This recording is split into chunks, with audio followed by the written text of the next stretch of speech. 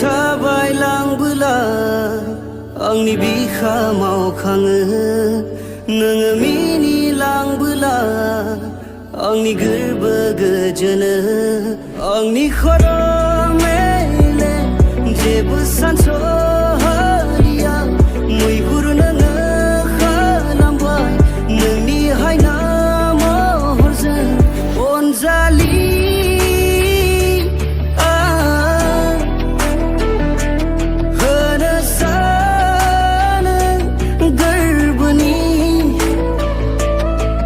नोंनो बारसे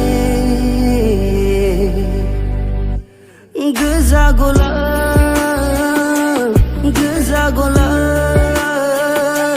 होनो सानो आङो गोजा गला